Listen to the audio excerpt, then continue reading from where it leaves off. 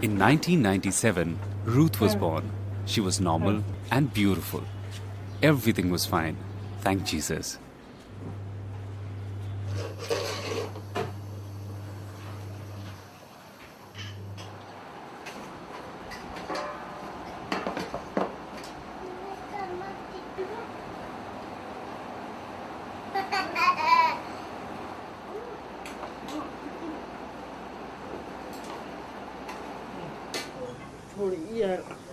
When I finished my art college after 4 years, my mother was pushing me to get married to a hearing person.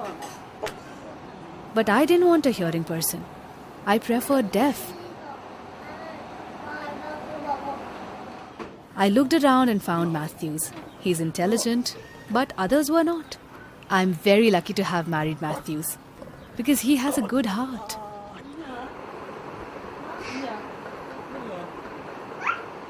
I passed ITI, but I didn't learn anything about engineering.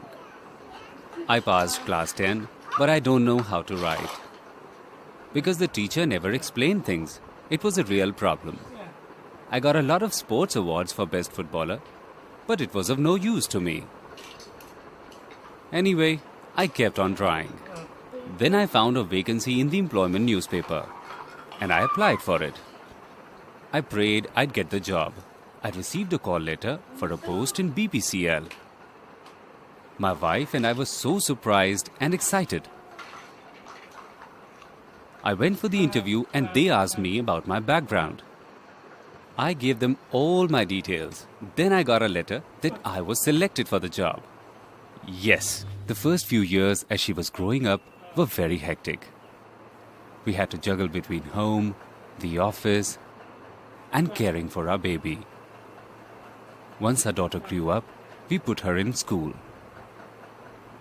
I sent her for tuition classes. We provided her a teacher and support. But my mother never did this for me. I've seen it's the same for all the deaf. They're not getting tuition classes, but the hearing do.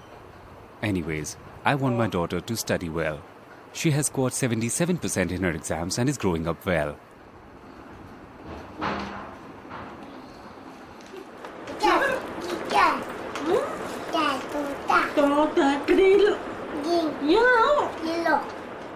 My second child is in Hindi school. People say his speech is very good. But how is it possible because his parents are deaf? It makes me proud.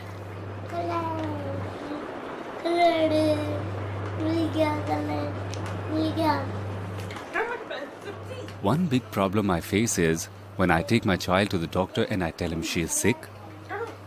And I ask, what's wrong with her?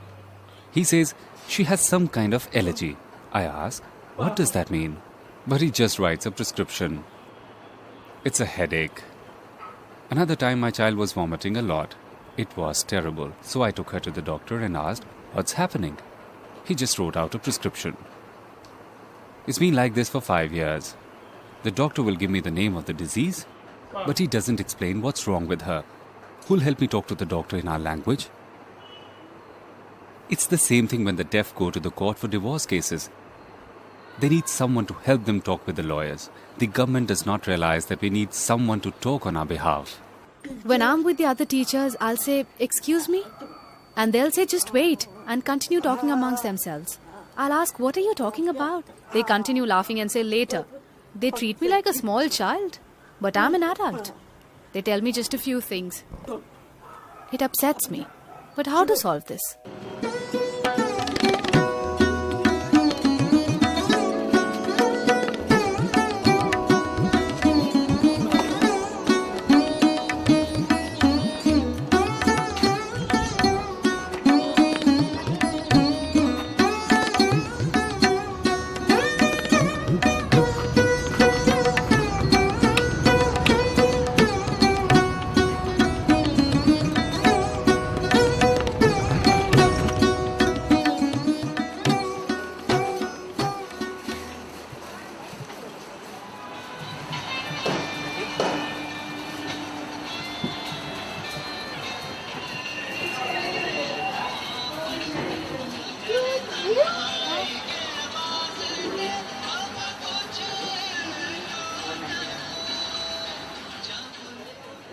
When I came to Delhi, I saw many deaf people who were jobless. I went to DAD and asked them about jobs.